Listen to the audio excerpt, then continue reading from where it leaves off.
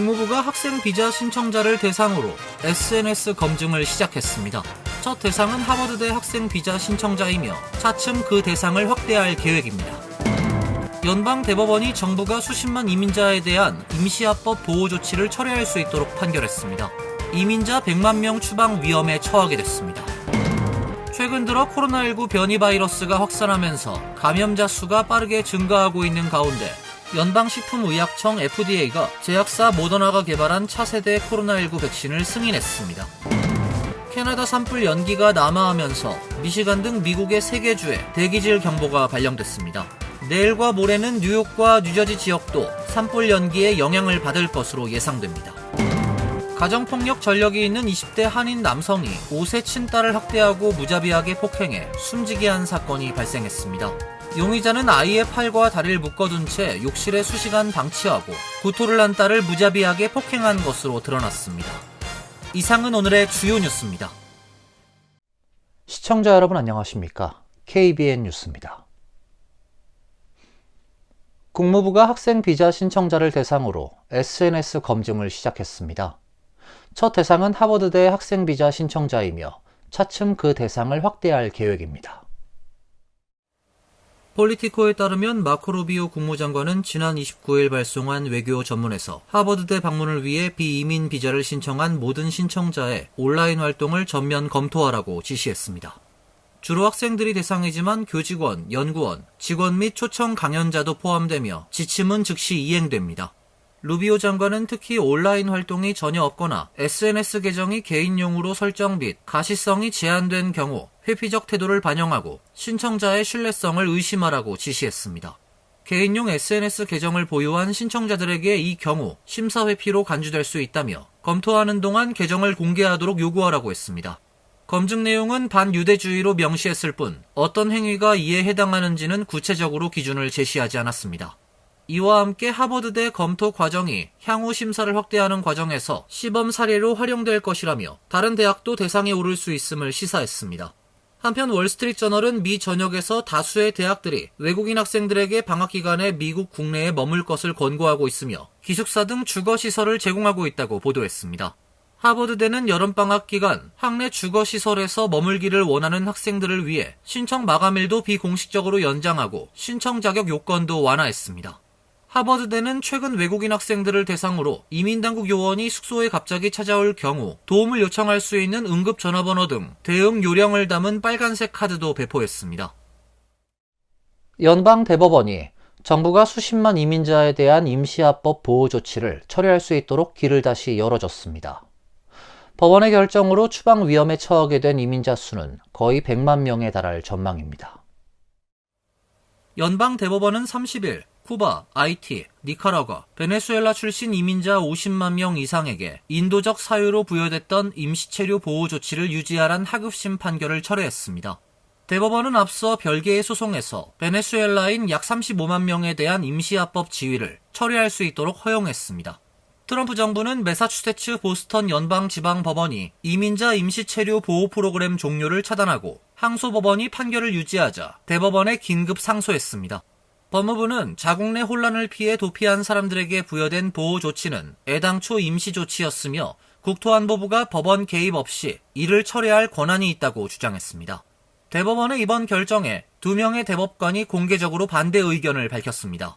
캐탄지 브라운 잭슨 대법관은 이번 결정은 법원이 이민자들의 법적 주장을 심리하기도 전에 그들의 삶이 무너져 내리게 만들 것이라고 지적했고 소냐 소토마요르 대법관도 반대 의견에 동참했습니다. 공정한 집행센터의 캐런 텀린 대표는 이번 판결이 사실상 50만 명에 대한 추방 명령에 청신호를 준 것이라며 트럼프 정부가 그들의 가족, 일터, 지역사회의 대혼란을 초래할 수 있게 됐다고 비판했습니다. 이번 대법원 명령은 최종 판결은 아니며 사건이 진행되는 동안 보호 조치를 유지할 수 없다는 의미입니다. 사건은 보스턴 제1연방순회항소법원으로 반려됐습니다. 도널드 트럼프 대통령이 자국의 상호관세 정책에 대한 사법부의 심리를 앞두고 강한 우려를 표했습니다. 미국의 경제가 파멸이 될 것이라며 사실상 법원을 압박하고 나섰습니다. 트럼프 대통령은 어제 소셜미디어 플랫폼 트루스소셜에 올린 글에서 만약 법원이 우리의 관세 조치에 반대하는 판결을 내린다면 이는 외국이 미국을 반미 관세로 인질처럼 다루는 것을 허용하는 꼴이라고 주장했습니다. 그 결과는 미국의 경제적 파멸이 될 것이라고 경고했습니다. 트럼프 대통령의 발언은 국제무역법원이 지난달 28일 트럼프 행정부가 국제비상경제권한법을 근거로 시행한 상호관세 조치를 위법으로 판단한 데 대한 대응 차원으로 풀이됩니다. 법무부는 즉각 항소했고 항소심 재판부는 1심 판결의 집행을 일시 정지시켰습니다. 백악관 국가경제위원회 캐비넷 위원장도 ABC 인터뷰에서 법원이 관세 조치에 제동을 건다면 우린 무역을 공정하게 만들기 위한 다른 방안을 찾을 수 있다고 밝혔습니다. 캐빗 위원장은 2017년부터 트럼프 대통령의 관세 정책을 뒷받침할 수 있는 모든 법적 수단을 검토해왔다며 법적 대안은 충분하며 특정 조치가 무산되더라도 대응 방안은 갖춰져 있다고 강조했습니다. 최근 들어 코로나19 변이 바이러스가 확산하면서 감염자 수가 빠르게 증가하고 있는 가운데 연방식품의약청 FDA가 제약사 모더나가 개발한 차세대 코로나19 백신을 승인했습니다. FDA가 모더나가 새로 개발한 메신저 리보액산 코로나19 백신인 엠넥스 스파이크 백신 사용을 승인했습니다. 백신은 65세 이상 노령층과 CDC가 규정한 기저질환을 최소 1개 이상 가지고 있는 12에서 64세의 사람들을 대상으로 사용이 승인됐습니다. FDA의 승인에 따라 모더나는 해당 백신을 올해와 내년 호흡기 바이러스 유행 시즌에 맞춰 보급할 수 있도록 준비할 계획이라고 밝혔습니다. FDA의 모더나 백신 승인은 미국 보건당국이 백신 승인에 대한 규제를 강화한 이후 처음으로 이루어진 것입니다. 올해 초 백신 회의론자로 유명한 로버트 케네디 주니어 보건복지부 장관이 취임한 이후로 연방보건당국은 백신 승인에 대한 규제를 점차 강화하는 추세입니다. 지난주 FDA는 향후 코로나19 백신 접종을 65세 이상 또는 기저질환을 가진 사람들로 제한하기로 하는 계획을 발표하기도 했습니다. 또 건강한 성인 및 어린이 청소년을 대상으로 한 코로나19 백신에 대해서는 장기 위약 대조군에 대한 대규모 임상시험을 제약사에 요구할 방침이라고 밝혔습니다. 케네디 장관은 아동 예방접종 스케줄에서 코로나19 백신 접종을 뺄 계획이라고도 밝히기도 했습니다. 한편 이번에 노령층과 기저질환자를 대상으로 FDA의 승인을 받은 모더나의 신형 백신은 임상연구에서 모더나의 기존 mRNA 코로나19 백신인 스파이크백스보다 더 높은 예방 효과를 보였다고 로이터 통신은 전했습니다. 또 냉동이 아닌 냉장 보관이 가능해 개발도상국과 같이 백신 공급망이 갖춰지지 못한 곳에서도 공급이 원활하게 이루어질 수 있을 것으로 보입니다. 캐나다 산불이 더 크게 확산되면서 총 2만 5천 명에게 대피 명령이 내려졌습니다. 연기가 남하하면서 미시간 등 미국의 3개 주에 대기질 경보가 발령됐고 내일과 모레는 뉴욕과 뉴저지 지역도 산불 연기의 영향을 받을 것으로 예상됩니다. 현재 산불로 인해 대피한 캐나다 주민들은 매니토바주에서 17,000명, 엘버타주에서 1,300명, 사스캐치완주에서 8,000명에 달합니다. 지역 지도자들은 이 숫자가 더 크게 늘어날 것으로 전망하고 있습니다. 산불로 인한 연기로 캐나다에서는 시야가 보이지 않을 정도로 대기질이 악화됐고 국경에 따라 미국의 여러 주에서도 대기질이 악화되고 있습니다. 사스캐치완주의 공공안전국에서는 1일 대기질 악화 경고를 발령하고 산불로 인한 대기질과 시계 악화로 근거리에서도 앞이 잘 보이지 않는 등 연기량에 따라서 위험도가 달라지고 있다고 밝혔습니다.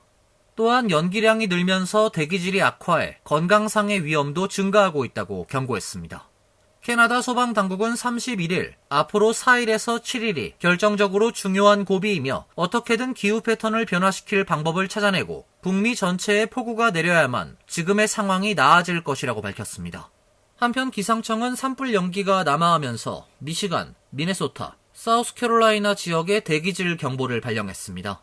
주민 20만 명에게 가급적 실내에 머물 것을 당부했습니다.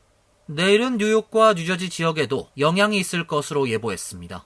가능하면 격렬한 야외 활동을 삼가하고 특히 심장질환과 천식 같은 호흡기 질환이 있는 경우 외출을 삼가해달라고 당부했습니다. 또 연기가 실내로 들어오는 것을 막기 위해 창문을 닫아둘 것을 요청했습니다. 캐나다의 산불 시즌은 보통 5월에서 9월까지 계속됩니다.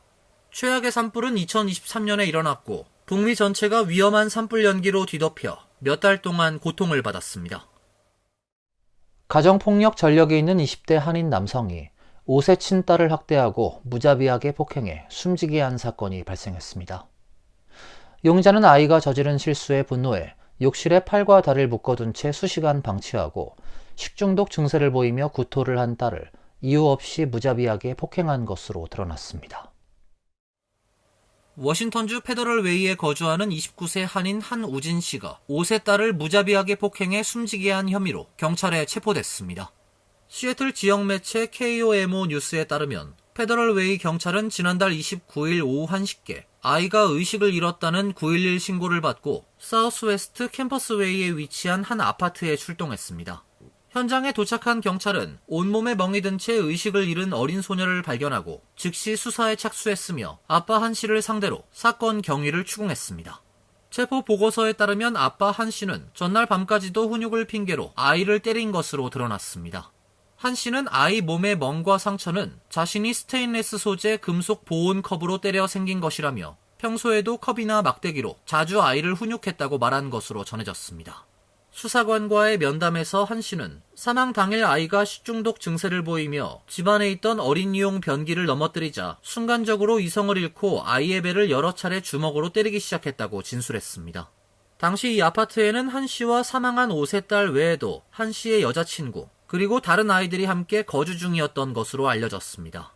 워싱턴주 법원 기록에 따르면 한 씨는 이전에 형사처벌을 받은 적은 없지만 지난해 함께 거주하던 여자친구가 법원에 가정폭력 보호명령을 신청한 것으로 확인됐습니다. 현재 한 씨는 2급 살인 혐의로 킹카운티 교도소에 수감돼 있으며 보석금은 $500만 책정된 상태입니다. 콜로라도주 볼더시에서 친이스라엘 행사가 열리던 현장 근처에 한 남성이 화염병을 던져 최소 6명이 다쳤습니다. 이집트 국적의 용의자는 사건 직후 현장에서 체포됐습니다. 연방검찰은 사건을 테러로 규정하고 수사 중에 있습니다. 수사 당국에 따르면 어제 오후 콜로라도주 볼더 시내의 한 거리에서 45세 남성이 팔레스타인의 자유를 위한 구호를 외치며 화염병으로 추정되는 발화 물질을 군중을 향해 던졌습니다. 연방수사국은 이날 공격으로 6명이 화상 등을 입어 병원으로 옮겨졌으며 피해자들은 대부분 67에서 88세 사이의 고령이라고 밝혔습니다. FBI는 현재까지 초기 사실들에 비춰볼 때 이번 사건은 특정 대상을 겨냥한 폭력 행위임이 명백하며 테러 행위로 수사하고 있다고 말했습니다. 경찰은 이번 사건의 용의자는 이집트 국적의 45세 모하메드 솔리먼이라고 밝혔습니다. 범행 과정에서 부상을 입어 병원으로 옮겨진 상태입니다. 지역 언론들에 따르면 사건은 어제 낮 1시 26분께 볼더 카운티 시내에서 열리던 생명을 위한 달리기 행사 도중 발생했습니다. 이 단체는 2023년 하마스의 기습 공격 뒤 가자 지구에 억류된 인질들의 석방을 촉구하며 매주 행진을 이어왔습니다. FBI는 참가자들이 도심을 행진하고 돌아오던 중 구 법원 청사 앞 보행자 전용 거리에서 용의자가 인화물질이 담긴 병 여러 개를 던졌으며 간이 화염 방사기를 사용해 사람들에게 불을 질렀다고 밝혔습니다. FBI는 X를 통해 이번 일을 표적 테러 공격으로 보고 수사 중이라고 밝혔습니다. 본격적인 무더위를 앞두고 뉴저지 지역의 전기요금이 최대 20%까지 인상됐습니다. 지난해에 이어 올해도 여름철 요금 폭탄이 우려됩니다. 뉴저지 주 정부 공공시설위원회가 지난 2월 승인한 전기요금 인상이 어제부터 적용되기 시작했습니다. 따라서 북부 뉴저지 한인 밀집 지역에 전력을 공급하는 PSENG는 17.24%, 중부 뉴저지에 전력을 공급하는 JCPL은 20.2% 인상됐으며 라클랜드 전력은 18.18%, 남부 뉴저지의 애틀랜틱 시리 전력은 17.23%가 오른 요금이 적용됩니다. 전력 사용량이 급등하는 여름철과 맞물려 전기료가 대폭 오르면서 주민들은 지난해 여름철 불거졌던 전기요금 폭탄 문제가 또다시 재현될 우려에 불안해하고 있습니다. 뉴저지 정치권에서는 지난 2월 전기요금 인상이 확정된 이후 대책을 논의해왔으나 아직 구체적인 비용 완화 방안은 나오지 않고 있습니다. 필머피 뉴저지 주지사는 동부 15개 주에 전력을 공급하는 전력 도매시장 운영 주체 PJM의 전력 공급 증가를 위한 노력이 부족하다며 책임을 묻고 있습니다.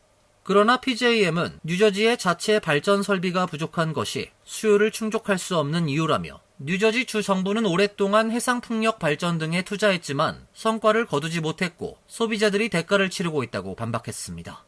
PSENG를 이용하는 북부 뉴저지 지역의 경우 인상된 요금을 적용할 경우 한 달 평균 전기 사용량인 650kW를 기준으로 월 전기료는 이전보다 26.87달러 비싼 182.71달러로 뛰게 됩니다. 이어서 간추린 소식입니다.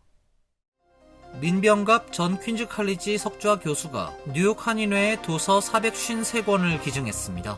기증된 도서는 재미교포, 해외교포 관련 서적과 종군 위안부, 한국 역사 등 다양한 분야의 한국어와 영문 도서로 역사적 가치가 상당한 도서도 다수 포함되어 있습니다. 뉴욕 한인회는 30일 기증식을 개최하고 기증받은 도서를 활용해 한인회 간 6층에 역사 도서관을 개설할 예정이라고 밝혔습니다.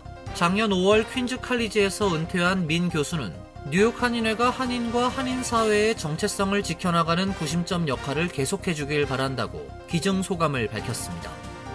연방수사국은 30일 지난해 미국 대통령을 뽑는 선거에서 투표 자격이 없는데도 투표한 중국 국적의 미시간대 유학생이 중국으로 도주했다고 밝혔습니다. 지난해 11월 불법 투표 혐의로 기소된 이 남성은 자신의 여권을 당국에 제출하고 미시간을 떠나지 말라는 명령을 받았지만 최근 또 다른 여권을 이용해 디트로이트에서 중국으로 출국한 것으로 알려지고 있습니다. 용의자는 지난해 자신을 시민권자로 허위로 기재하고 유권자 등록을 하고 조기 투표 기간에 실제로 투표를 한 혐의를 받고 있습니다. 미국은 중국과 범죄인 인도 조약을 맺지 않아 도주한 사람의 송환을 요청할 수 없는 상태입니다. 워싱턴주 시애틀 지역에서 한인이 운영하는 여성 전용 스파인 올림푸스 스파가 수정헌법 제1조를 근거로 제기한 항소에 대해 제9연방항소법원이 지난 29일 결국 기각 결정을 내렸습니다.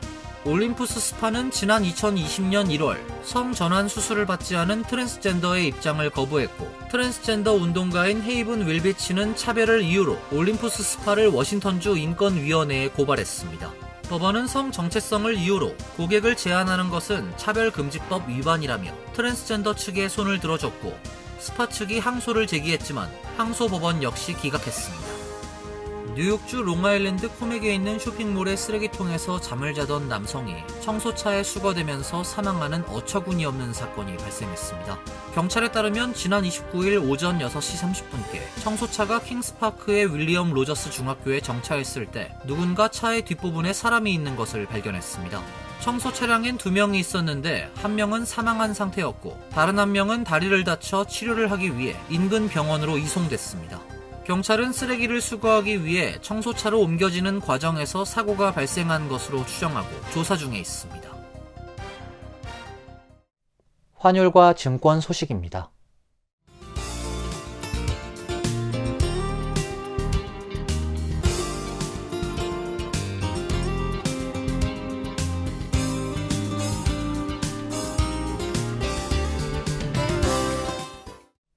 이어서 날씨입니다. 내일은 맑은 날씨가 예상됩니다. 캐나다 산불의 영향으로 상공의 연기가 뒤덮일 것으로 보입니다. 낮 최고 기온 80도, 섭씨 27도, 밤 최저 기온은 62도, 섭씨 17도로 예상됩니다. 수요일도 맑고 화창한 날씨가 예보돼 있습니다. 목요일은 약간 구름이 끼는 맑은 날씨가 예상됩니다.